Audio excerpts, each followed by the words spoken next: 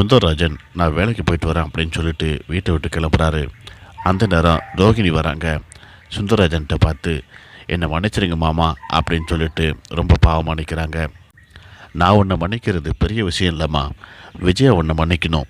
விஜயா உன் மேலே ரொம்ப பெரிய நம்பிக்கை வச்சுருந்தா, அந்த நம்பிக்கையை நீ எடுத்துட்டேம்மா. எல்லாத்தையும் ஒரே நிமிஷத்தில் போட்டு உடச்சிட்டியம்மா. நீ செஞ்ச காரியம் என்னமோ மனோஜுக்காக தான் செஞ்சுருக்கிற.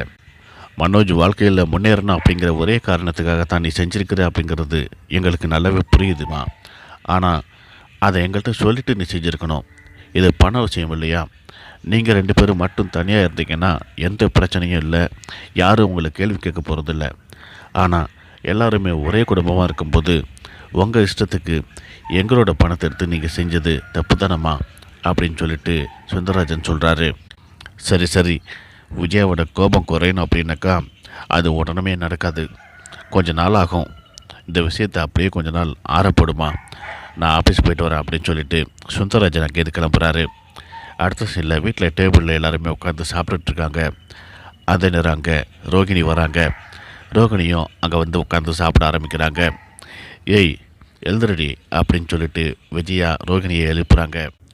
ரோகிணி ரொம்ப பயந்தபடி எழுந்திரிச்சு நிற்கிறாங்க. எல்லாருமே ரோகிணியை பார்த்து நீங்கள் உட்காருங்க, அம்மா சும்மா இருக்குமா அப்படின்னு சொல்லிட்டு ரோகிணிக்கு சப்போர்ட் பண்ணுற மாதிரி சொல்கிறாங்க. ஆனால் ரோகிணி இல்லை, அத்தை எப்போ சொல்கிறாங்களோ அப்போ நான் சாப்பிட்டுக்கிறேன் அப்படின்னு சொல்லிட்டு ரூமுக்குள்ளே போயிடுறாங்க. எதுவுமே சொல்லாமல் மனோஜ் அமைதியாக உட்காந்து சாப்பிட்டுட்ருக்காரு. நமக்குன்னு சப்போர்ட் பண்ணி பேசுகிறதுக்கு யாருமே இல்லையே அப்படின்னு சொல்லிட்டு ரோகிணி ரூமுக்குள்ளே உட்காந்து ஃபீல் பண்ணுறாங்க.